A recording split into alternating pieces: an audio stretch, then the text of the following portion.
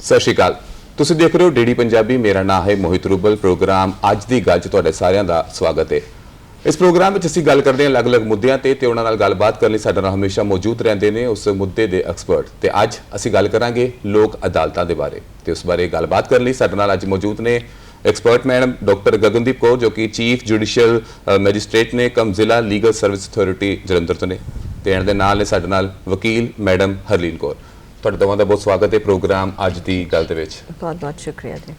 सब तो पहले मैडम तुहाडे कोल जानने की कोशिश करांगे कि लोक अदालत की है ते इसका आयोजन कौन करता है। देखो जी, जिवें नाम तो ही सानू पता लगता है लोक अदालत का मतलब है कि लोगों की अदालत जो लोगों के बेनिफिट के लिए है, उन्होंने सस्ता ते जल्दी न्याय दिवाउण दे लई एक जिहड़ी प्रणाली है, एक योग किरिया है, उन्होंने असीं लोक अदालत का नाम दिंदे हां। ये जिहड़ी लोक अदालत है, इहदा आयोजन जिहड़ा है NALSA national legal service authority वालों किया जाता है। नालसा जो है साडे नैशनल लैवल ते एक जिहड़ी है लीगल सर्विसेज दी एक प्राइम इंस्टीट्यूशन है। उस तो बाद इंडिया की हर एक स्टेट दे विच है स्टेट लीगल सर्विस अथॉरिटी, जिवें पंजाब दे विच है Punjab state legal service authority, इन्हां दा हैड ऑफिस मोहाली है। उस तो बाद पंजाब दी हर एक जिले दे विच एक डिस्ट्रिक्ट लीगल सर्विस अथॉरिटी है। हर एक सब डिवीजन के उत्ते एक सब डिवीजनल लीगल सर्विस अथॉरिटी है। तो इन्हां सारियां जिहड़ियां लोक अदालतां हैगियां, इन्हां दा आयोजन नालसा दीयां डायरैक्शनस दे अकॉर्डिंगली ते Punjab state legal service authority दीयां डायरैक्शनस दे अकॉर्डिंगली कीता जांदा है जी। मैडम पूछिए कि लोक अदालत जिहड़ी है अगली लोक अदालत कदों होण जा रही है ते किहड़े-किहड़े लोक उहदे विच अपना अलग-अलग मुद्दा अलग-अलग केस लैके उत्थे जा सकदे ने। देखो जी, जी लोक अदालत जिदा जज साहब ने दसिया कि एक नैशनल लैवल दी होंदी है। नालसा जी डेट्स देंदे हैगे वो हर 3 महीने के गैप ते आंदी है। जिस तरह हुण 9 सितंबर नूं है, उस तो बाद 9 दिसंबर दी अगली जी नैशनल लोक अदालत हैगी है। इस तो इलावा जी डिस्ट्रिक्ट लैवल ते जी होर हैगी है स्टेट लैवल ते हर मंथ जी हैगी है लास्ट जिहड़ा वर्किंग सैटरडे हुंदा है उहदे ते भी लोक अदालत लगाई जाती है।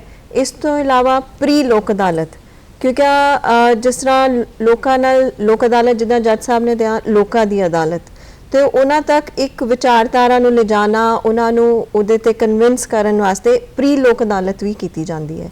तो इहदे विच मैटर्स जिहड़े हैगे जिहड़े केसिस हैगे हर किस्म के केसिस क्रिमिनल तो इलावा क्रिमिनल विच जिहड़े कंपाउंड किए जा सकते सिर्फ वो कवर होंदे। उस तो इलावा मैट्रीमोनीयल हो गए, 138 दे केसिस हो गए, फिर तुहाडे होर जिस तरह कोई प्रॉपर्टी दे रिलेटेड मैटर्स हैगे हर किस्म के जिहड़े केसिस हैगे वो कवर किए जा सकते हैं जी। सो अगली जी लोक अदालत है 9 सितंबर नूं लगाई जा रही है। तो जिवें मैडम ने दसिया कि किहड़े अलग-अलग केस जिहड़े ने इस विच दर्ज किए जा सकते हैं। मैडम आम बंदा जिहड़ा सानूं इस वक्त देख रहा होवेगा, अगर उहदा कोई मैटर है उसने कोई सोल्व कराना है तो कित्थे जाके वो रजिस्टर जिहड़ा है वो करवा सकता है। देखो जी, 2 तरह के केसिस हैगे ने। एक हैगे ने जिहड़े ऑलरेडी कोर्टां दे विच पेंडिंग चल रहे हैगे केसिस ने, उन्हां दे विच पार्टी ने सिर्फ जज साहब नूं ओरली भी मूँह जुबानी भी जज साहब नूं कह सकते हैं कि जज साहब असीं अपना केस जिहड़ा है लोक अदालत दे विच रखना चाहुंदे आ, या फिर वो एक लिखती अपनी एप्लीकेशन जज साहब नूं दे सकते हैं। तो ये जिहड़ा है जज साहब उन्हों का केस लोक अदालत दे विच टेकअप कर लैणगे, दोनों पार्टियां नूं सुणनगे, उन्हों का समझौता कराउण दी कोशिश करनगे। तो ये तो बिना दूजी टाइप के केसिस ने जिन्होंने असीं प्री इंस्टीट्यूशन मीडिएशन या प्री लिटिगेटिव केसिस कहने आ। वो ये केसिस हुंदे ने जिहड़े हाले कोर्टां दे विच नहीं हैगे, वो कोर्टां दे विच जाण वाले नहीं, पर असीं कोर्टां च जाण तो पहलां ही उन्हां नूं एक जिहड़ा है लोक अदालत दे विच उन्हां दे समझौता कराउण दी कोशिश करदे आ। ਇਹਦੇ ਵਿੱਚ ਜਿਵੇਂ ਬੈਂਕਾਂ ਦੇ ਕੇਸਿਸ ਹੈਗੇ ਨੇ, ਟੈਲੀਫੋਨ ਕੰਪਨੀਆਂ ਦੇ ਕੇਸਿਸ ਹੈਗੇ ਨੇ, ਇਲੈਕਟ੍ਰਿਸਿਟੀ ਵਾਲਿਆਂ ਦੇ ਕੇਸਿਸ ਹੈਗੇ ਨੇ, ਤੇ ਉਹ ਵਾਲੇ ਸਾਰੇ ਕੇਸਿਸ ਅਸੀਂ ਕੇਸ ਸ਼ੁਰੂ ਹੋਣ ਤੋਂ ਪਹਿਲਾਂ ਹੀ ਉਹਨਾਂ ਦਾ ਸਮਝੌਤਾ ਕਰਵਾ ਦਿੰਦੇ ਹਾਂ ਜੀ। ਇਹਦਾ ਮਤਲਬ ਜਿਹੜੇ ਕੇਸ ਆਲਰੇਡੀ ਚੱਲ ਰਹੇ ਨੇ ਜਾਂ ਫਿਰ ਜਿਹੜੇ ਕੇਸ ਹਜੇ ਤੱਕ ਰਜਿਸਟਰ ਨਹੀਂ ਹੋਏ, ਦੋਹਾਂ ਦਾ ਜਿਹੜੀ ਸੁਣਵਾਈ ਹੈ ਉਹ ਲੋਕ ਅਦਾਲਤਾਂ ਵਿੱਚ ਕੀਤੀ ਜਾ ਸਕਦੀ ਹੈ। ਅੱਛਾ, ਇੱਕ ਗੱਲ ਇਹ ਵੀ ਪੁੱਛਣਾ ਚਾਹਾਂਗਾ ਕਿ ਜਿਹੜੇ ਕੇਸ ਨੇ ਅਗਰ ਕਿਸੇ ਨੇ ਰਜਿਸਟਰ ਕਰਵਾਉਣਾ ਹੈ ਜਾਂ ਫਿਰ ਕਿਸੇ ਵਕੀਲ ਨੂੰ ਦੱਸਣਾ ਹੈ ਕਿ ਮੇਰਾ ਜਿਹੜਾ ਆ ਪੰਗਾ ਹੈ ਜਾਂ ਮੇਰਾ ਕੋਈ ਪ੍ਰੋਬਲਮ ਹੈ ਜਿਸ ਨੂੰ ਮੈਂ ਠੀਕ ਕਰਨਾ ਚਾਹਾਂਗਾ, ਤਾਂ ਉਹਦੇ ਲਈ ਕੋਈ ਫੀਸ ਲੱਗਦੀ ਹੈ? ਲੋਕ ਅਦਾਲਤ ਵਿੱਚ ਕੋਈ ਫੀਸ ਨਹੀਂ ਹੈਗੀ ਹੈ ਜੀ। ਜਿਹੜੇ ਕੇਸ ਚੱਲ ਰਹੇ ਜਿੱਦਾਂ ਦੱਸਿਆ ਸਰ ਨੇ ਕਿ ਉਹ ਟ੍ਰਾਂਸਫਰ ਤੁਸੀਂ ਲੋਕ ਅਦਾਲਤ ਵਿੱਚ ਪੇਸ਼ ਕਰਵਾ ਸਕਦੇ ਹੋ। उसी तरह जी प्री लोक अदालत होंगे प्री लिटिगेटिव केसिस है ਜਿਹੜੇ ਪਰਮਨੈਂਟ ਲੋਕ ਅਦਾਲਤ ਵਿੱਚ ਲੱਗਦੇ ਹੈ ਉਹਨਾਂ ਦੀ ਵੀ ਕੋਈ ਫੀਸ ਫਾਈਲਿੰਗ ਦੀ ਨਹੀਂ ਹੁੰਦੀ ਜੀ। ਔਰ ਬਹੁਤ ਆਰਾਮ ਨਾਲ ਤੁਸੀਂ ਉੱਥੇ ਵੀ ਇੱਕ ਸਿੰਪਲ ਐਪਲੀਕੇਸ਼ਨ ਮੂਵ ਕਰਕੇ ਤੁਸੀਂ ਆਪਣੀ ਦਰਖਾਸਤ ਦੇ ਸਕਦੇ ਹੋ, ਆਪਣਾ ਕੇਸ ਪ੍ਰੈਜ਼ੈਂਟ ਕਰ ਸਕਦੇ ਹੋ, ਤੁਹਾਨੂੰ ਕੋਈ ਵੀ ਕੋਰਟ ਫੀ ਨਹੀਂ ਲੱਗਦੀ ਹੈ। ਮਤਲਬ ਪੂਰਾ ਪੰਚਾਇਤ ਜਿਹੜਾ ਪਹਿਲੇ ਪੰਚਾਇਤੀ ਅਸੀਂ ਪਿੰਡਾਂ ਵਿੱਚ ਪੰਚਾਇਤ ਹੁੰਦੀ ਹੈ ਉਹ ਵਾਲਾ ਕੰਮ ਹੈਗਾ ਕਿ ਆਪਸੇ ਬਿਠਾ ਕੇ ਸਮਝੌਤਾ ਕਰਨ ਦੀ ਪੂਰੀ ਕੋਸ਼ਿਸ਼ ਕੀਤੀ ਜਾਂਦੀ ਹੈ। ਜੀ ਜੱਜ ਸਾਹਿਬ, ਜਿਵੇਂ ਕਿ ਅੱਜ ਕੱਲ ਘਰੇਲੂ ਝਗੜੇ ਜਿਹੜੇ ਨੇ ਬਹੁਤ ਵੱਧ ਰਹੇ ਨੇ, ਹਰ ਇੱਕ ਦੇ ਘਰ ਨਾਲ ਕੋਈ ਨਾ ਕੋਈ ਮਸਲਾ ਜਿਹੜਾ ਇਹੋ ਜਿਹਾ ਹੈ ਜਿਸ ਨੂੰ ਉਹ ਅਦਾਲਤ ਤੱਕ ਲੈ ਕੇ ਜਾਣਾ ਚਾਹੁੰਦਾ ਤੇ ਉਸਦੀ ਸੁਣਵਾਈ ਚਾਹੁੰਦਾ ਤੇ ਉਹਨਾਂ ਵਿੱਚ ਕੀ ਉਹ ਵੀ ਕੇਸ ਇਹਦੇ ਵਿੱਚ ਕੰਸੀਡਰ ਕੀਤੇ ਜਾਂਦੇ ਨੇ ਤੇ ਉਹਨਾਂ ਦੀ ਸੁਣਵਾਈ ਕਿੱਦਾਂ ਖੜੇ ਪੈਰ ਕਰਤੀ ਜਾਂਦੀ ਹੈ, ਉਸ ਨੂੰ ਟਾਈਮ ਲੱਗਦਾ ਹੈ? ਦੇਖੋ ਜੀ, ਅੱਜ ਕੱਲ ਜਿਹੜੇ ਮੈਕਸਿਮਮ ਨੰਬਰ ਆਫ ਕੇਸਿਸ ਜਿਹੜੇ ਹੈਗੇ ਨੇ ਉਹ ਮੈਟਰੀਮੋਨੀਅਲ ਡਿਸਪਿਊਟਸ ਦੇ ਹੈਗੇ ਨੇ। ਉਹਦੇ ਵਿੱਚ 406 498 ਇਹਦੀ FIR ਵੀ ਹੋ ਸਕਦੀ ਹੈ, ਉਹਦੇ ਵਿੱਚ 125 ਦਾ ਖਰਚਾ ਵੀ ਹੋ ਸਕਦਾ ਹੈ, ਮੇਨਟੇਨੈਂਸ ਦਾ ਕੇਸ ਹੋ ਸਕਦਾ ਹੈ, ਬੱਚਿਆਂ ਦੀ ਕਸਟਡੀ ਦਾ ਹੋ ਸਕਦਾ ਹੈ, ਡੋਮੈਸਟਿਕ ਵਾਇਲੈਂਸ ਦਾ ਕੇਸ ਹੋ ਸਕਦਾ ਹੈ। ਇਹ ਹਰ ਤਰ੍ਹਾਂ ਦੇ ਕੇਸਿਸ ਜਿਹੜੇ ਨੇ ਸਾਡੀ ਪ੍ਰੈਫਰੈਂਸ ਇਹ ਹੁੰਦੀ ਹੈ ਕਿ ਅਸੀਂ ਇਹਨਾਂ ਸਾਰੇ ਕੇਸਿਸ ਨੂੰ ਲੋਕ ਅਦਾਲਤ ਦੇ ਵਿੱਚ ਟੇਕ ਅਪ ਕਰੀਏ ਤੇ ਇਹਦੇ ਲਈ ਇੱਕ ਦਿਨ ਦੇ ਵਿੱਚ ਦੋਨੋਂ ਪਾਰਟੀਆਂ ਨੂੰ ਸਮਝਾਇਆ ਨਹੀਂ ਜਾ ਸਕਦਾ। ਖੜੇ ਪੈਰ ਉਹਨਾਂ ਦਾ ਜਿਹੜਾ ਹੈ ਸਮਝੌਤਾ ਨਹੀਂ ਹੁੰਦਾ। ਕਈ ਵਾਰ ਪਾਰਟੀਆਂ ਐਡਮੈਂਟ ਹੁੰਦੀਆਂ ਨੇ, ਉਹਨਾਂ ਦਾ ਲੰਬਾ ਡਿਸਪਿਊਟ ਚੱਲ ਰਿਹਾ ਹੁੰਦਾ ਤੇ ਇੱਥੇ ਮੈਂ ਦੱਸਣਾ ਚਾਹੁੰਦੀ ਹਾਂ ਕਿ ਇੱਥੇ ਲੋਕ ਅਦਾਲਤ ਤੋਂ ਪਹਿਲਾਂ ਇੱਕ ਜਿਹੜੀ ਸਟੇਜ ਹੈ ਉਹ ਹੈ ਮੀਡੀਏਸ਼ਨ ਦੀ। ਜੀ, ਅਸੀਂ ਜਿਹੜੇ ਹੈਗੇ ਨੇ, ਸਾਡੇ ਕੋਲ ਐਡਵੋਕੇਟ ਸਾਹਿਬ ਨੇ, ਟ੍ਰੇਨਡ ਮੀਡੀਏਟਰ ਹੈਗੇ ਨੇ ਉਹ, ਤੇ ਕੁਝ ਜੱਜ ਸਾਹਿਬ ਨੇ ਵੀ ਟ੍ਰੇਨਿੰਗ ਕੀਤੀ ਹੋਈ ਹੈ ਐਜ਼ ਅ ਮੀਡੀਏਟਰ, ਉਹ ਕੰਮ ਕਰਦੇ ਨੇ। ਜਿਵੇਂ ਜਲੰਧਰ ਦੇ ਵਿੱਚ ਮੈਂ ਵੀ ਮੀਡੀਏਸ਼ਨ ਦੀ ਟ੍ਰੇਨਿੰਗ ਲਈ ਹੋਈ ਹੈ ਤੇ ਕਾਫੀ ਕੇਸਿਸ ਜਿਹੜੇ ਨੇ ਮੈਂ ਟੇਕ ਅਪ ਕਰਦੀ ਹਾਂ, ਕਾਫੀ ਅਸੀਂ ਆਪਣੇ ਜਿਹੜੇ ਜੱਜ ਸਾਹਿਬ ਨੂੰ ਦਿੰਦੇ ਆ, ਵਕੀਲ ਸਾਹਿਬ ਨੂੰ ਦਿੰਦੇ ਆ। ਮੀਡੀਏਸ਼ਨ ਦੇ ਵਿੱਚ ਕੀ ਹੁੰਦਾ ਹੈ ਕਿ ਅਸੀਂ ਦੋਨੋਂ ਪਾਰਟੀਆਂ ਨੂੰ ਬੁਲਾਉਂਦੇ ਆ ਲੋਕ ਅਦਾਲਤ ਤੋਂ ਪਹਿਲਾਂ ਇੱਕ ਪਾਰਟੀ ਨੂੰ ਸੁਣਦੇ ਆ, ਫਿਰ ਦੂਜੀ ਪਾਰਟੀ ਨੂੰ ਸੁਣਦੇ ਆ, ਫਿਰ ਦੋਨਾਂ ਨੂੰ ਇਕੱਠੇ ਬਿਠਾ ਕੇ ਅਸੀਂ ਉਹਨਾਂ ਦੀ ਜਿਹੜੀ ਵੀ ਪ੍ਰੋਬਲਮ ਹੈ ਉਹਨੂੰ ਸੁਣਦੇ ਆ। ਅਸੀਂ ਕੋਸ਼ਿਸ਼ ਕਰਦੇ ਆ ਕਿ ਅਸੀਂ ਉਹਨਾਂ ਨੂੰ ਇੱਕ ਸੋਲੂਸ਼ਨ ਦੇ ਸਕੀਏ ਉਹਨਾਂ ਦੀ ਪ੍ਰੋਬਲਮ ਦਾ। ਜਿਵੇਂ ਹਸਬੈਂਡ ਵਾਈਫ ਦਾ ਹੈ ਡਿਸਪਿਊਟ, ਕੋਈ ਸਾਡੇ ਕੋਲ ਆਉਂਦਾ ਹੈ ਤਾਂ ਅਸੀਂ ਦੋਨਾਂ ਦੀ ਗੱਲ ਸੁਣਦੇ ਆ, ਉਹਨਾਂ ਦੇ ਡਿਫਰੈਂਸਿਸ ਜਿਹੜੇ ਹੈਗੇ ਉਹਨਾਂ ਨੂੰ ਸੌਰਟ ਆਊਟ ਕਰਨ ਦੀ ਕੋਸ਼ਿਸ਼ ਕਰਦੇ ਆ ਤਾਂ ਕਿ ਜਿਹੜੇ ਉਹਨਾਂ ਦੇ 5-6 ਕੇਸ ਜਿਹੜੇ ਹੈਗੇ ਨੇ ਚੱਲ ਰਹੇ ਉਹ ਇੱਕੋਦਮ ਖਤਮ ਹੋ ਜਾਣ। ਜਦੋਂ ਮੀਡੀਏਸ਼ਨ ਦੇ ਵਿੱਚ ਕੇਸ ਹੋ ਜਾਂਦਾ, ਉਹਨਾਂ ਦਾ ਸਮਝੌਤਾ ਹੋ ਜਾਂਦਾ ਤੇ ਫਿਰ ਅਸੀਂ ਉਹਨਾਂ ਕੇਸਿਸ ਨੂੰ ਲੋਕ ਅਦਾਲਤ ਦੇ ਵਿੱਚ ਖਤਮ ਕਰ ਦਿੰਦੇ ਆ। ਜੀ ਹਰਲੀਨ ਮੈਮ, ਜਿਵੇਂ ਗੱਲ ਚੱਲ ਰਹੀ ਹੈ ਕੇਸਾਂ ਦੀ, ਤੇ ਕੀ ਜਿਹੜੇ ਕੇਸ ਨੇ ਉਹ ਘਰਾਂ 'ਚ ਬੈਠ ਕੇ ਵੀ ਫਾਈਲ ਕੀਤੇ ਜਾ ਸਕਦੇ ਨੇ ਤੇ ਇੱਕ ਦਿਨ ਵਿੱਚ ਕਿੰਨੇ ਕੁ ਕੇਸਾਂ ਦੀ ਸੁਣਵਾਈ ਜਿਹੜੀ ਹੈ ਲੋਕ ਅਦਾਲਤਾਂ ਵਿੱਚ ਕੀਤੀ ਜਾ ਸਕਦੀ ਹੈ? ਦੇਖੋ ਸਰ, ਜਿੱਦਾਂ ਘਰਾਂ ਵਿੱਚ ਬੈਠ ਕੇ ਜੇ ਗੱਲ ਕਰੀਏ ਕੋਰਟ ਤੇ ਆਣਾ ਪਏਗਾ ਕਿਉਂਕਿ ਵਰਚੁਅਲ ਤੇ ਹੁਣ ਅੱਜ ਕੱਲ ਕੰਮ ਨਹੀਂ ਚੱਲ ਰਿਹਾ। ਜਦੋਂ ਕੋਵਿਡ ਟਾਈਮ ਸੀਗਾ ਵਰਚੁਅਲ ਲੋਕ ਅਦਾਲਤ ਵੀ ਹੋਈ ਹੈ, ਪਰ ਹੁਣ ਅੱਜ ਕੱਲ ਤੁਹਾਨੂੰ ਇੱਕ ਵਾਰੀ ਕੋਰਟ ਤੇ ਜਾਣਾ ਪਏਗਾ ਕਿਉਂਕਿ ਜਿਸ ਤਰ੍ਹਾਂ ਦੱਸਿਆ ਕਿ ਜੇ ਤੁਹਾਡੇ ਆਲਰੇਡੀ ਕੇਸ ਚੱਲ ਰਿਹਾ ਹੈ ਉਹਦੇ ਵਿੱਚ ਤੁਸੀਂ ਐਪਲੀਕੇਸ਼ਨ ਜਾਂ ਤੁਸੀਂ ਮੂੰਹ ਜ਼ਬਾਨੀ ਜੱਜ ਸਾਹਿਬ ਨੂੰ ਕਹਿ ਸਕਦੇ ਹੋ ਸਾਡਾ ਕੇਸ ਰੈਫਰ ਕਰ ਦਿੱਤਾ ਜਾਏ, ਜਾਂ ਪਰਮਨੈਂਟ ਲੋਕ ਅਦਾਲਤ ਵਿੱਚ ਜੇ ਤੁਹਾਡਾ ਕੇਸ ਚੱਲ ਰਿਹਾ ਹੈ ਕਿਉਂਕਿ ਸਮਝੌਤਾ ਤੇ ਆਪਸ ਵਿੱਚ ਬਿਠਾ ਕੇ ਕੀਤਾ ਜਾ ਸਕਦਾ ਹੈ, ਭਾਵੇਂ ਉਹਨੂੰ ਅਸੀਂ ਮੀਡੀਏਸ਼ਨ ਦੇ ਥਰੂ ਕਰੀਏ, ਪ੍ਰੀ ਲੋਕ ਅਦਾਲਤ ਦੇ ਥਰੂ ਕਰੀਏ, ਤੇ ਉਹਦੇ ਵਾਸਤੇ ਕਚਹਿਰੀ ਤੇ ਆਣਾ ਹੀ ਪਏਗਾ। ਸੇ ਇਸ ਤਰ੍ਹਾਂ ਕੋਈ ਲਿਮਿਟ ਨਹੀਂ ਹੈਗੀ ਕੇਸਿਸ ਦੀ ਕਿ ਵੀ ਤੁਸੀਂ ਕਿੰਨੇ ਕੇਸਿਸ ਲੈ ਸਕਦੇ ਹੋ ਕਿਉਂਕਿ ਜਿਸ ਤਰ੍ਹਾਂ ਸਾਡੇ ਕੋਲ ਚਲਾਨ ਦੇ ਵੀ ਮੈਟਰਸ ਆਉਂਦੇ ਆ, ਬਹੁਤ ਸਾਰੇ ਚਲਾਨ ਹੈ, ਅਸੀਂ ਉਹਦਾ ਇੱਕਦਮ ਨਿਪਟਾਰਾ ਹੋ ਜਾਂਦਾ ਹੈ ਲੋਕ ਅਦਾਲਤ ਵਿੱਚ, ਤੁਹਾਨੂੰ ਬਾਰ-ਬਾਰ ਚੱਕਰ ਨਹੀਂ ਲਗਾਉਣੇ ਪੈਂਦੇ, ਉਹ ਵੀ ਕੇਸਿਸ ਆਉਂਦੇ ਆ ਹੋਰ ਕੇਸਿਸ ਦੇ ਇਲਾਵਾ। ਤਾਂ ਮਤਲਬ ਉਹ ਡਿਪੈਂਡ ਕਰਦਾ ਹੈ ਕਿ ਕਿੰਨੀ ਤੁਹਾਡੀ ਲਿਟੀਗੇਸ਼ਨ ਤੁਹਾਡੇ ਕੋਲ ਆ ਰਹੀ ਹੈ। ਜੀ ਜੱਜ ਮੈਮ, ਜਿਵੇਂ ਕਿ ਅੱਜ ਕੱਲ ਹਰ ਇੱਕ ਵਿਅਕਤੀ ਜਿਹੜਾ ਆਪਣੇ ਸ਼ਹਿਰ ਤੋਂ ਉੱਠ ਕੇ ਕਿਸੇ ਹੋਰ ਸ਼ਹਿਰਾਂ 'ਚ ਕੰਮ ਕਰ ਰਿਹਾ, ਸਿਮਿਲਰਲੀ ਬਾਕੀ ਸ਼ਹਿਰ ਦੇ ਲੋਕ ਇੱਧਰ ਆਉਂਦੇ, ਕਿਸੇ ਹੋਰ ਸ਼ਹਿਰ 'ਚ ਕੰਮ ਕਰਨ ਆਉਂਦੇ ਨੇ। ਜੇਕਰ ਕਿਸੇ ਹੋਰ ਸ਼ਹਿਰ ਵਿੱਚ ਕਿਸੇ ਨੂੰ ਕੋਈ ਪ੍ਰੋਬਲਮ ਆਉਂਦੀ ਹੈ ਤਾਂ ਵੀ ਉਹ ਆਪਣੇ ਲੋਕਲ ਜਿੱਥੇ ਰਹਿ ਰਿਹਾ ਉੱਥੇ ਉਸ ਨੂੰ ਜਾਣਾ ਪਵੇਗਾ, ਉੱਥੇ ਉਸ ਨੂੰ ਕੇਸ ਜਿਹੜਾ ਹੈ ਲੋਕ ਅਦਾਲਤ ਵਿੱਚ ਲਗਾਉਣਾ ਪਵੇਗਾ ਜਾਂ ਕਿਵੇਂ? ਦੇਖੋ, ਕੋਰਟਸ ਦੀ ਇੱਕ ਜੂਰਿਸਡਿਕਸ਼ਨ ਹੁੰਦੀ ਹੈ। ਜਿਵੇਂ ਆਪਾਂ ਜਲੰਧਰ ਦੀ ਗੱਲ ਕਰੀਏ ਤਾਂ ਕੁਝ ਕੇਸਿਸ ਜਿਹੜੇ ਨੇ ਜਲੰਧਰ ਦੀ ਜੂਰਿਸਡਿਕਸ਼ਨ ਹੈ। ਆਪਣਾ ਇੱਕ ਐਡਜੁਆਇਨਿੰਗ ਡਿਸਟ੍ਰਿਕਟ ਹੈ ਲੁਧਿਆਣਾ, ਜਿਵੇਂ ਜੇ ਲੁਧਿਆਣੇ ਦੇ ਬੰਦੇ ਦਾ ਟ੍ਰੈਫਿਕ ਚਲਾਨ ਜਲੰਧਰ ਹੋਇਆ ਤਾਂ ਉਹਨੂੰ ਜਲੰਧਰ ਆ ਕੇ ਕੋਰਟ ਦੇ ਵਿੱਚ ਹੀ ਭੁਗਤਣਾ ਪਏਗਾ। ਇੱਦਾਂ ਹੀ ਜੇ ਪ੍ਰਾਪਰਟੀ ਜਲੰਧਰ ਦੇ ਵਿੱਚ ਹੈ, ਬੰਦਾ ਚਾਹੇ ਲੁਧਿਆਣੇ ਰਹਿ ਰਿਹਾ ਹੈ, ਜੇ ਉਹਦੀ ਪ੍ਰਾਪਰਟੀ ਇੱਥੇ ਜਲੰਧਰ ਦੇ ਵਿੱਚ ਹੈ, ਉਹਦਾ ਕੋਰਟ ਜਾਂ ਕੇਸ ਜਿਹੜਾ ਹੈ ਜਲੰਧਰ ਚੱਲੇਗਾ ਤੇ ਉਹਨੂੰ ਜਲੰਧਰ ਦੀ ਕੋਰਟ 'ਚ ਹੀ ਆਉਣਾ ਪਏਗਾ। ਜੀ ਅੱਛਾ, ਇੱਕ ਗੱਲ ਹੋਰ ਕਿ ਜੋ ਇਸ ਵਿੱਚ ਫੈਸਲਾ ਹੋਵੇਗਾ ਕਿ ਉਹ ਆਖਰੀ ਫੈਸਲਾ ਗਿਣਿਆ ਜਾਵੇਗਾ ਜਾਂ ਫਿਰ ਅਗਰ ਬੰਦਾ ਸੰਤੁਸ਼ਟ ਨਹੀਂ ਹੈ ਉਹ ਅੱਗੋਂ ਕਿਤੇ ਹੋਰ ਵੀ ਦਰਵਾਜ਼ਾ ਖੜਕਾ ਸਕੇਗਾ? ਦੇਖੋ ਜੀ, ਇਹ ਬਿਲਕੁਲ ਆਖਰੀ ਫੈਸਲਾ ਹੁੰਦਾ ਹੈ, ਇਸ ਦੇ ਅਗੇਂਸਟ ਅਪੀਲ ਨਹੀਂ ਕੀਤੀ ਜਾ ਸਕਦੀ। ਜਿਸ ਤਰ੍ਹਾਂ ਮਤਲਬ ਭਾਵੇਂ ਤੁਸੀਂ ਨੈਸ਼ਨਲ ਲੋਕ ਅਦਾਲਤ ਹੈ ਜਾਂ ਜਿਹੜੀ ਮੰਥਲੀ ਲੋਕ ਅਦਾਲਤ ਉਹਦੇ ਵਿੱਚ ਆ ਰਹੇ ਹੋ ਜਾਂ ਪਰਮਨੈਂਟ ਲੋਕ ਅਦਾਲਤ ਹੈ, ਪਰ ਤੁਸੀਂ ਜਿਸ ਤਰ੍ਹਾਂ ਪਰਮਨੈਂਟ ਲੋਕ ਅਦਾਲਤ ਦੀ ਵੀ ਗੱਲ ਕਰੀਏ, ਇੱਕ ਰਿਟ ਪਟੀਸ਼ਨ ਹਾਈ ਕੋਰਟ ਵਿੱਚ ਫਾਈਲ ਹੋ ਸਕਦੀ ਹੈ, ਪਰ ਇਹ ਅਪੀਲ ਇਹਦੇ ਖਿਲਾਫ ਨਹੀਂ ਫਾਈਲ ਹੋ ਸਕਦੀ। ਜੀ, ਤੇ ਉਹ ਇੱਕ ਕਿਉਂਕਿ ਸਮਝੌਤਾ ਹੈ, ਤੁਸੀਂ ਆਪਸ ਵਿੱਚ ਬੈਠ ਕੇ ਇੱਕ ਆਪਸੀ ਰਜ਼ਾਮੰਦੀ ਨਾਲ ਕਿਸੇ ਡਿਸੀਜਨ ਤੇ ਆ ਰਹੇ ਹੋ ਤੇ ਉਹ ਫਿਰ ਉੱਥੇ ਹੀ ਉਹਨੂੰ ਨਿਪਟਾ ਦਿੱਤਾ ਜਾਂਦਾ ਹੈ, ਖਤਮ ਕਰ ਦਿੱਤਾ ਜਾਂਦਾ ਹੈ। ਜੀ, ਸੋ ਕਾਫੀ ਜਿਹੜੇ ਲੰਬੇ ਜਿਹੜੇ ਪੈਂਡਿੰਗ ਕੇਸ ਜਿਹੜੇ ਚੱਲ ਰਹੇ ਹੁੰਦੇ ਨੇ ਉਹਨਾਂ ਦਾ ਜਿਹੜਾ ਫੈਸਲਾ ਹੈ ਉਹ ਉਸੇ ਟਾਈਮ ਕਰ ਦਿੱਤਾ ਜਾਂਦਾ ਹੈ। ਟਾਈਮ ਭਾਵੇਂ ਲੱਗੇਗਾ ਪਰ ਉਸੇ ਟਾਈਮ ਫੈਸਲਾ ਜਿਹੜਾ ਤੁਹਾਡੇ ਹੱਕ ਵਿੱਚ ਤੁਹਾਨੂੰ ਮਿਲ ਜਾਵੇਗਾ। ਤੇ ਅੱਛਾ, ਇੱਕ ਹੋਰ ਸਵਾਲ ਬੜੇ ਮਨ ਵਿੱਚ ਆਉਂਦਾ ਹੈ ਕਿ ਇਸ ਦੇ ਹੋਰ ਬੈਨੀਫਿਟਸ ਕੀ ਹੋ ਸਕਦੇ ਨੇ? ਕੌਣ ਬੈਨੀਫੀਸ਼ੀਅਰੀਜ਼ ਨੇ ਜਿਹੜੇ ਹਜੇ ਤੱਕ ਇਸ ਚੀਜ਼ ਦਾ ਲਾਹਾ ਜਿਹੜਾ ਲੈ ਚੁੱਕੇ ਨੇ? ਦੇਖੋ, ਲੋਕ ਅਦਾਲਤ ਦੇ ਨਾ ਬਹੁਤ ਸਾਰੇ ਬੈਨੀਫਿਟ ਨੇ। ਇੱਕ ਜਿਵੇਂ ਮੈਡਮ ਨੇ ਦੱਸਿਆ ਕਿ ਜਿਹੜਾ ਲੋਕ ਅਦਾਲਤ ਦਾ ਫੈਸਲਾ ਹੁੰਦਾ ਹੈ ਉਹ ਆਖਰੀ ਫੈਸਲਾ ਹੁੰਦਾ ਹੈ, ਇਹਦੀ ਕੋਈ ਅਪੀਲ ਦਲੀਲ ਕਿਤੇ ਨਹੀਂ ਲਾਈ ਕਰਦੀ। ਅਦਰਵਾਈਜ਼ ਜਦੋਂ ਆਪਾਂ ਕੋਈ ਕੇਸ ਕੰਟੈਸਟ ਕਰਦੇ ਹਾਂ, ਦੋਨੋਂ ਪਾਰਟੀਆਂ ਲੜਦੀਆਂ ਨੇ, ਤਾਂ ਇੱਕ ਪਾਰਟੀ ਦੇ ਫੇਵਰ ਦੇ ਵਿੱਚ ਡਿਸੀਜਨ ਹੁੰਦਾ ਤੇ ਦੂਜੀ ਪਾਰਟੀ ਦੇ ਅਗੇਂਸਟ ਉਹ ਡਿਸੀਜਨ ਹੁੰਦਾ। ਪਰ ਜਦੋਂ ਲੋਕ ਅਦਾਲਤ ਦੇ ਵਿੱਚ ਫੈਸਲਾ ਹੁੰਦਾ ਹੈ ਤਾਂ ਉਹ ਫਾਈਨਲ ਹੋ ਜਾਂਦਾ ਹੈ, for all times to come ਉਹ ਫਾਈਨਲ ਹੈ ਤੇ ਉਹਦੀ ਕੋਈ ਅਪੀਲ ਨਹੀਂ ਲੱਗਦੀ। ਸੈਕਿੰਡ ਇਹਦਾ ਜਿਹੜਾ ਬੈਨੀਫਿਟ ਹੈ ਉਹ ਇਹ ਹੈ ਕਿ ਜਿਹੜੀ ਵੀ ਕੋਰਟ ਫੀਸ ਲੱਗੀ ਹੁੰਦੀ ਹੈ ਉਹ ਪਾਰਟੀ ਨੂੰ ਵਾਪਸ ਮਿਲ ਜਾਂਦੀ ਹੈ। ਕਈ ਵਾਰੀ ਕੇਸਾਂ ਦੇ ਵਿੱਚ ਲੱਖਾਂ ਰੁਪਏ ਕੋਰਟ ਫੀਸ ਲੱਗੀ ਹੁੰਦੀ ਹੈ ਤੇ ਜਦੋਂ ਜਿਹੜਾ ਹੈ ਕੇਸ ਦਾ ਫੈਸਲਾ ਲੋਕ ਅਦਾਲਤ ਦੇ ਵਿੱਚ ਹੋ ਗਿਆ ਤਾਂ ਉਹ ਲੱਖਾਂ ਰੁਪਏ ਪਾਰਟੀ ਨੂੰ ਵਾਪਸ ਮਿਲ ਜਾਣਗੇ। ਇਹ ਤੋਂ ਬਿਨਾਂ ਜਿਹੜਾ ਹੈ ਸਮਝੌਤੇ ਦੇ ਬੇਸਿਸ ਦੇ ਉੱਤੇ ਜਿਹੜਾ ਹੈ ਫੈਸਲਾ ਹੁੰਦਾ ਹੈ ਤੇ ਉਹਨਾਂ ਦਾ ਆਪਸੀ ਭਾਈਚਾਰਾ ਬਣਿਆ ਰਹਿੰਦਾ ਹੈ। ਇਹ ਸਾਰੇ ਜਿਹੜੇ ਹੈਗੇ ਨੇ ਇਹ ਫਾਇਦੇ ਨੇ ਲੋਕ ਅਦਾਲਤ ਜੀ। ਜੈਸਾ ਅਗਰ ਮੰਨ ਲਓ ਕਿ ਫੈਸਲਾ ਹੋ ਵੀ ਗਿਆ, ਆਪਸੀ ਬਿਠਾ ਕੇ ਜੋ ਸਮਝੌਤਾ ਤੁਸੀਂ ਕਰਵਾ ਵੀ ਦਿੱਤਾ, ਪਰ ਅਗਰ ਆਉਣ ਵਾਲੇ ਸਮੇਂ ਵਿੱਚ ਕੁਝ ਮਹੀਨਿਆਂ ਬਾਅਦ ਜਾਂ ਕੁਝ ਸਾਲਾਂ ਬਾਅਦ ਫਿਰ ਉਹੋ ਜੀ ਕੰਡੀਸ਼ਨ ਜਿਹੜੀ ਇਹ ਪੈਦਾ ਹੁੰਦੀ ਹੈ ਕਿ ਉਹ ਦੁਬਾਰਾ ਉਸ ਨੂੰ ਲੋਕ ਅਦਾਲਤ ਵਿੱਚ ਉਸਦਾ ਫੈਸਲਾ ਜਿਹੜਾ ਸੁਣਾਇਆ ਜਾ ਸਕੇਗਾ, ਦੁਬਾਰਾ ਉੱਥੇ ਗੱਲ ਬਣ ਸਕਦੀ ਹੈ? ਨਹੀਂ, ਦੇਖੋ, ਦੁਬਾਰਾ ਫੈਸਲਾ ਨਹੀਂ ਸੁਣਾਇਆ ਜਾਂਦਾ ਕਿਉਂਕਿ ਜਦੋਂ ਵੀ ਲੋਕ ਅਦਾਲਤ ਦੇ ਵਿੱਚ ਫੈਸਲਾ ਹੁੰਦਾ ਹੈ ਤਾਂ ਕੋਈ ਵੀ ਪਾਰਟੀ ਅੰਡਰ ਪ੍ਰੈਸ਼ਰ ਨਹੀਂ ਹੁੰਦੀ। ਉਹ ਆਪਣੀ ਫ੍ਰੀ ਵਿਲ ਦੇ ਨਾਲ, ਆਪਣੀ ਮਰਜ਼ੀ ਦੇ ਨਾਲ ਜਿਹੜਾ ਹੈ ਫੈਸਲਾ ਕਰਵਾਉਂਦੇ ਨੇ। ਤੇ ਜਦੋਂ ਆਪਣੀ ਮਰਜ਼ੀ ਦੇ ਨਾਲ ਫੈਸਲਾ ਕੀਤਾ ਹੈ ਤਾਂ ਇਹ ਕੋਈ ਸਵਾਲ ਹੀ ਨਹੀਂ ਪੈਦਾ ਹੁੰਦਾ ਕਿ ਕੱਲ ਨੂੰ ਉਹਨਾਂ ਦਾ ਦੁਬਾਰਾ ਉਸ ਚੀਜ਼ ਤੇ ਕੋਈ ਕਿੰਤੂ ਪਰੰਤੂ ਉਹ ਕਰਨ। ਇਸ ਲਈ ਜਿਹੜਾ ਹੈ ਦੁਬਾਰਾ ਉਹ ਕੇਸ ਲੋਕ ਅਦਾਲਤ ਦੇ ਵਿੱਚ ਨਹੀਂ ਆ ਸਕਦਾ ਜੀ। ਹਰਲੀਨ ਮੈਮ, ਹੋਰ ਵੀ ਜਿਵੇਂ ਤੁਸੀਂ ਪਹਿਲਾਂ ਅਦਾਲਤਾਂ ਦਾ ਜ਼ਿਕਰ ਕੀਤਾ, ਪ੍ਰੀ ਲੋਕ ਅਦਾਲਤ ਜਾਂ ਰੈਗੂਲਰ ਲੋਕ ਅਦਾਲਤ ਜਾਂ ਹੋਰ ਵੀ ਜਿਹੜੀ ਹੁੰਦੀਆਂ ਨੇ, ਉਹ ਸਾਰਿਆਂ ਦੇ ਵਿੱਚ ਡਿਫਰੈਂਸ ਕੀ ਹੁੰਦਾ ਹੈ? ਸਰ, ਜੱਜ ਸਾਹਿਬ ਨੇ ਜਿੱਦਾਂ ਸ਼ੁਰੂਆਤ ਕੀਤੀ ਸੀਗੀ ਕਿ ਜਿਹੜੀ ਪ੍ਰੀ ਲੋਕ ਅਦਾਲਤ ਹੈਗੀ ਹੈ ਉਹ ਹੈਗੀ ਹੈ ਇੱਕ ਜਿਸ ਤਰ੍ਹਾਂ ਮੀਡੀਏਸ਼ਨ ਕੀਤੀ ਜਾਂਦੀ ਹੈ। ਪ੍ਰੀ ਲੋਕ ਅਦਾਲਤ ਵਿੱਚ ਅਸੀਂ ਜਿਸ ਤਰ੍ਹਾਂ 138 ਦੇ ਕੇਸਿਸ ਹੈ ਜਾਂ ਮੈਟਰੀਮੋਨੀਅਲ ਕੇਸਿਸ ਹੈ, ਜਿੱਦਾਂ ਅਸੀਂ ਗੱਲਬਾਤ ਕਰ ਰਹੇ ਸੀ ਕਿ ਕਿਆ ਇੱਕਦਮ ਖੜੇ ਪੈਰ ਉਹਨਾਂ ਦਾ ਨਿਪਟਾਰਾ ਕੀਤਾ ਜਾ ਸਕਦਾ ਹੈ।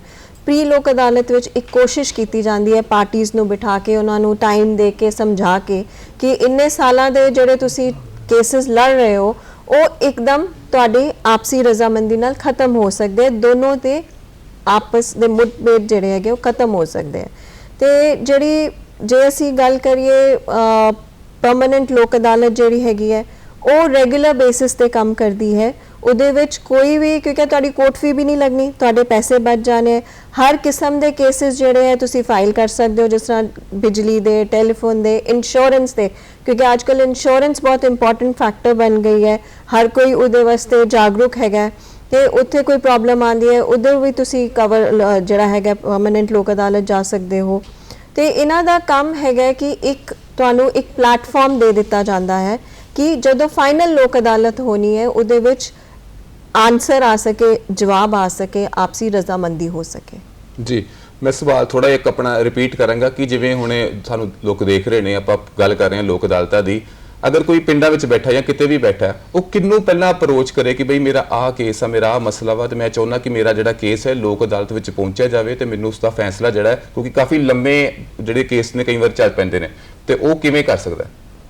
ਦੇਖੋ, ਜਦੋਂ ਵੀ ਕਿਸੇ ਦਾ ਕੋਈ ਕੇਸ, ਜਿਵੇਂ ਮੈਂ ਤੁਹਾਨੂੰ ਪਹਿਲਾਂ ਦੱਸਿਆ ਕਿ ਦੋ ਤਰ੍ਹਾਂ ਦੇ ਕੇਸਿਸ ਜਿਹੜੇ ਨੇ ਆਉਂਦੇ ਨੇ, ਇੱਕ ਤਾਂ ਪੈਂਡਿੰਗ ਕੇਸਿਸ ਤੇ ਇੱਕ ਜਿਹੜੇ ਪ੍ਰੀ ਲਿਟੀਗੇਟਿਵ ਕੇਸਿਸ। ਜੇ ਤਾਂ ਕਿਸੇ ਦਾ ਕੇਸ ਆਲਰੇਡੀ ਕੋਰਟ ਦੇ ਵਿੱਚ ਪੈਂਡਿੰਗ ਹੈ ਤਾਂ ਉਹ ਆਪਣੇ ਜੱਜ ਸਾਹਿਬ ਨੂੰ ਜ਼ਬਾਨੀ ਜਾਂ ਲਿਖਤੀ ਐਪਲੀਕੇਸ਼ਨ ਦੇ ਕੇ ਆਪਣਾ ਕੇਸ ਟੇਕਅਪ ਕਰਵਾ ਸਕਦਾ ਹੈ। ਜੇ ਕਿਸੇ ਨੂੰ ਲੱਗਦਾ ਹੈ, ਜਿਵੇਂ ਮੈਂ ਫੋਰ ਐਗਜ਼ਾਮਪਲ ਤੁਹਾਨੂੰ ਦੱਸਦੀ ਹਾਂ ਕਿ ਇੱਕ ਬੰਦੇ ਨੇ ਬੈਂਕ ਤੋਂ ਲੋਨ ਲਿਆ ਹੋਇਆ, ਉਹ ਲੋਨ ਉਹਦੇ ਕਿਸ਼ਤਾਂ ਟੁੱਟ ਗਈਆਂ ਨੇ, ਬੈਂਕ ਨੂੰ ਰੀਪੇ ਨਹੀਂ ਕਰ ਪਾ ਰਿਹਾ ਤੇ ਬੈਂਕ ਵਾਲੇ ਹੁਣ ਡੈਫੀਨਿਟਲੀ ਉਹਦੇ ਤੇ ਕੇਸ ਫਾਈਲ ਕਰਨਗੇ। ਤਾਂ ਉਦਾਂ ਦੇ ਕੇਸਿਸ ਜਿਹੜੇ ਹੈਗੇ ਨੇ ਉਹ ਡਿਸਟ੍ਰਿਕਟ ਲੀਗਲ ਸਰਵਿਸ ਅਥਾਰਟੀ ਦੇ ਆਫਿਸ ਦੇ ਵਿੱਚ ਆ ਕੇ ਬੰਦਾ ਸਾਨੂੰ ਅਪਰੋਚ ਕਰ ਸਕਦਾ ਹੈ ਕਿ ਮੇਰਾ ਆ ਕੇਸ ਬੈਂਕ ਮੇਰੇ ਤੇ ਪਾਉਣ ਦੀ ਤਿਆਰੀ ਕਰ ਰਿਹਾ ਹੈ ਜਾਂ ਮੇਰੇ ਨੂੰ ਸੰਮਨ ਭੇਜੇ ਨੇ ਜਾਂ ਮੈਨੂੰ ਕੋਈ ਨੋਟਿਸ ਭੇਜਿਆ, ਤਾਂ ਅਸੀਂ ਉਹਨਾਂ ਦਾ ਕੇਸ ਜਿਹੜਾ ਹੈਗਾ ਉਹ ਲੋਕ ਅਦਾਲਤ ਦੇ ਵਿੱਚ ਜਿਹੜਾ ਹੈ ਪ੍ਰੀ ਲਿਟੀਗੇਟਿਵ ਕੇਸ ਦੇ ਤੌਰ ਤੇ ਉਹਨੂੰ ਅਸੀਂ ਖਤਮ ਕਰਦੇ ਹਾਂ। ਤੇ ਹੁਣ ਡਿਸਟ੍ਰਿਕਟ ਲੀਗਲ ਸਰਵਿਸ ਅਥਾਰਟੀ ਦਾ ਆਫਿਸ ਜਿਹੜਾ ਹੈ ਉੱਥੇ ਉਹ ਕਿਵੇਂ ਪਹੁੰਚਣਗੇ? ਇਹਦਾ ਆਫਿਸ ਜਿਹੜਾ ਹੈਗਾ ਉਹ ਜਿਹੜੇ ਡਿਸਟ੍ਰਿਕਟ ਕੋਰਟਸ ਨੇ, ਜਿੱਥੇ ਸੈਸ਼ਨ ਜੱਜ ਸਾਹਿਬ, ਜ਼ਿਲ੍ਹਾ ਕਚਹਿਰੀਆਂ ਨੇ, ਉਹਦੇ ਅੰਦਰ ਹੀ ਇਹਦਾ office district legal service authority ਦਾ ਬਣਿਆ ਹੋਇਆ। ਇਹ ਤੋਂ ਬਿਨਾਂ ਉਹ ਸਾਡੇ ਟੋਲ ਫ੍ਰੀ ਨੰਬਰ 1968 ਤੇ ਵੀ ਸਾਨੂੰ ਕੰਟੈਕਟ ਕਰ ਸਕਦੇ ਨੇ। ਜੀ ਮੈਡਮ, ਇਹਦੇ ਨਾਲ ਇੱਕ ਜੁੜਦਾ ਹੋਇਆ ਇੱਕ ਸਵਾਲ ਹੈ ਕਿ ਲੀਗਲ ਏਡ ਡਿਫੈਂਸ ਕਾਉਂਸਲ, ਉਹਦੇ ਬਾਰੇ ਵੀ ਅਸੀਂ ਚਾਹਾਂਗੇ ਕਿ ਥੋੜਾ ਜਿਹਾ ਸਾਡੇ ਜਿਹੜੇ ਦਰਸ਼ਕ ਨੇ ਉਹਨਾਂ ਨੂੰ ਥੋੜਾ ਇਨ ਡਿਟੇਲ ਜਾਣਕਾਰੀ ਜਿਹੜੀ ਹੈ ਦਿੱਤੀ ਜਾਵੇ।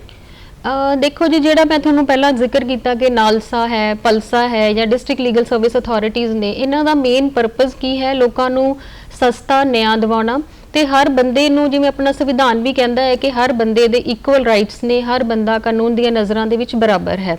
ਪਰ ਆਪਾਂ ਸੋਸਾਇਟੀ ਦੇ ਵਿੱਚ ਦੇਖਦੇ ਹਾਂ ਕਿ ਇਹ ਇਕੁਐਲਿਟੀ ਜਿਹੜੀ ਹੈ ਆਪਾਂ ਨੂੰ ਨਹੀਂ ਮਿਲਦੀ। ਇਹਦਾ ਮੇਨ ਪਰਪਸ ਜੋ ਹੈ ਕਿ ਜੇ ਸਪੋਜ਼ ਇੱਕ ਅਮੀਰ ਆਦਮੀ ਹੈ, ਉਹਦੇ ਕੋਲ ਪੈਸੇ ਹੈਗੇ ਨੇ, ਉਹਨੇ ਵਕੀਲ ਸਾਹਿਬ ਨੂੰ ਇੰਗੇਜ ਕਰ ਲੈਣਾ, ਉਹਨਾਂ ਨੂੰ ਫੀਸ ਦੇ ਦੇਣੀ ਹੈ। ਇੱਕ ਪਾਸੇ ਇੱਕ ਗਰੀਬ ਆਦਮੀ ਹੈ, ਉਹਦੇ ਕੋਲੇ ਪੈਸੇ ਨਹੀਂ ਹੈਗੇ ਤੇ ਉਹ ਵਕੀਲ ਸਾਹਿਬ ਦੀਆਂ ਸਰਵਿਸਿਜ਼ ਨਹੀਂ ਲੈ ਸਕਦਾ। ਤੇ ਇਸ ਦੇ ਲਈ ਜਿਹੜਾ ਹੈ ਸੰਵਿਧਾਨ ਦੀਆਂ ਪ੍ਰੋਵੀਜ਼ਨਸ ਦੇ ਅਕੋਰਡਿੰਗਲੀ, ਲੀਗਲ ਸਰਵਿਸਿਜ਼ ਐਕਟ ਦੀਆਂ ਪ੍ਰੋਵੀਜ਼ਨਸ ਦੇ ਅਕੋਰਡਿੰਗਲੀ ਇੱਕ ਲਿਸਟ ਹੈ ਜਿਹੜੇ ਬੰਦੇ ਸਾਡੇ ਤੋਂ ਫ੍ਰੀ ਦੇ ਵਿੱਚ ਵਕੀਲ ਲੈ ਸਕਦੇ ਹਨ। ਉਹਦੇ ਵਿੱਚ ਕੋਈ ਵੀ ਫੀਮੇਲ ਹੈ, ਕਿਸੇ ਲੇਡੀ ਨੇ ਕੋਈ ਕੇਸ ਕਰਨਾ ਹੈ, ਉਹ ਫ੍ਰੀ 'ਚ ਸਾਡੇ ਤੋਂ ਵਕੀਲ ਲੈ ਸਕਦੀ ਹੈ। ਕੋਈ 18 ਸਾਲ ਤੋਂ ਘੱਟ ਦਾ ਬੱਚਾ ਹੈ, ਉਹ ਲੈ ਸਕਦਾ ਹੈ। ਕੋਈ ਵੀ ਹੈਂਡੀਕੈਪਡ ਪਰਸਨ ਹੈ, ਕੋਈ ਪਰਸਨ ਜਿਹੜਾ ਐਸਸੀ ਜਾਂ ਐਸਟੀ ਕੈਟਾਗਰੀ ਨੂੰ ਬਿਲੋਂਗ ਕਰਦਾ ਹੈ, ਕੋਈ ਪਰਸਨ ਜਿਹੜਾ ਕਸਟਡੀ ਦੇ ਵਿੱਚ ਹੈ ਜਾਂ ਫਿਰ ਜਰਨਲ ਕੈਟਾਗਰੀ ਦਾ ਪਰਸਨ ਜਿਹਦੀ ਇਨਕਮ 3 ਲੱਖ ਪਰ ਐਨਮ ਤੋਂ ਘੱਟ ਹੈ, ਉਹ ਸਾਡੇ ਤੋਂ ਫ੍ਰੀ ਦੇ ਵਿੱਚ ਵਕੀਲ ਲੈ ਸਕਦਾ ਹੈ। ਹੁਣ ਜਿਵੇਂ ਤੁਸੀਂ ਜ਼ਿਕਰ ਕੀਤਾ ਹੈ ਕਿ ਜਿਹੜਾ ਹੈ ਇੱਕ ਨਵਾਂ ਸਿਸਟਮ ਸਟਾਰਟ ਹੋਇਆ ਹੈ, legal aid defence council system. ਜਿਵੇਂ ਕ੍ਰਿਮੀਨਲ ਕੇਸਿਸ ਹੁੰਦੇ ਨੇ, ਕੋਈ ਚੋਰੀ ਦਾ ਕੇਸ ਹੈ, ਕੋਈ ਮਰਡਰ ਦਾ ਕੇਸ ਹੈ, ਰੇਪ ਦਾ ਕੇਸ ਹੈ, ਐਕਸਾਈਜ਼ ਦਾ ਕੇਸ ਹੈ, ਤਾਂ ਸਰਕਾਰ ਵੱਲੋਂ ਜਿਹੜਾ ਹੈਗਾ ਉਹਨਾਂ ਨੂੰ ਰਿਪਰੈਜ਼ੈਂਟ ਕਰਦੇ ਨੇ ਪੀਪੀ ਸਾਹਿਬ, ਸਰਕਾਰੀ ਵਕੀਲ ਜਿਨ੍ਹਾਂ ਨੂੰ ਆਪਾਂ ਜਾਣਦੇ ਹਾਂ ਕਿ ਉਹ ਸਰਕਾਰ ਵੱਲੋਂ ਕੇਸ ਲੜਦੇ ਨੇ। ਤੇ ਇੱਕ ਕਾਨੂੰਨ ਦੇ ਵਿੱਚ ਇੱਕ ਬੇਸਿਕ ਪ੍ਰਿੰਸੀਪਲ ਹੈ ਕਿ ਜਿੰਨੀ ਦੇਰ ਤੱਕ ਕਿਸੇ ਬੰਦੇ ਦਾ ਗਿਲਟ ਪ੍ਰੂਵ ਨਹੀਂ ਹੁੰਦਾ, ਉਨੀ ਦੇਰ ਤੱਕ ਉਹਨੂੰ ਇਨੋਸੈਂਟ ਮੰਨਿਆ ਜਾਂਦਾ ਹੈ। ਤੇ ਇਸੇ ਪ੍ਰੋਵੀਜ਼ਨ ਦੇ ਤਹਿਤ ਜਿਹੜਾ ਹੈ ਅਸੀਂ ਇੱਕ 8 ਲੀਗਲ ਏਡ ਡਿਫੈਂਸ ਕਾਉਂਸਲ ਦੇ ਅੰਦਰ 8 ਜਿਹੜੇ ਵਕੀਲ ਸਾਹਿਬ ਨੇ ਉਹਨਾਂ ਨੂੰ ਪਰਮਾਨੈਂਟਲੀ ਅਪਾਇੰਟ ਕੀਤਾ ਹੈ।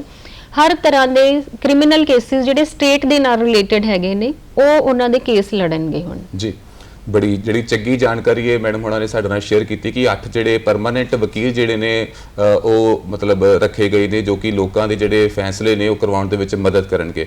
ਅੱਛਾ, ਦੁਬਾਰਾ ਫਿਰ ਆਪਾਂ ਲੋਕ ਅਦਾਲਤਾਂ ਦੀ ਗੱਲ ਕਰਦੇ ਹਾਂ ਕਿ ਹੁਣ ਜਿਹੜਾ ਅਗਲੀ ਲੋਕ ਅਦਾਲਤ ਹੈ 9 ਸਤੰਬਰ ਨੂੰ ਜਿਹੜੀ ਹੈ ਲੱਗਣ ਜਾ ਰਹੀ ਹੈ। ਜੇਕਰ ਵਿਅਕਤੀ ਉਹਦੇ 'ਚ ਰਹਿ ਜਾਂਦਾ ਹੈ, ਉਹਦੇ ਵਿੱਚ ਟਾਈਮ ਤੇ ਆਪਣਾ ਜਿਹੜਾ ਕੇਸ ਹੈ ਦਰਜ ਨਹੀਂ ਕਰਵਾ ਪਾਵੇਗਾ, ਤੇ ਉਹ ਅਗਲਾ ਕਦੋਂ ਕਰਵਾ ਸਕਦਾ ਹੈ ਹਰੀਨ ਮੈਡਮ? ਸਰ, ਜਿਹੜਾ ਨੈਸ਼ਨਲ ਲੋਕ ਅਦਾਲਤ ਹੈ ਉਹ 9 ਦਸੰਬਰ ਦੀ ਹੈ ਅਗਲੀ।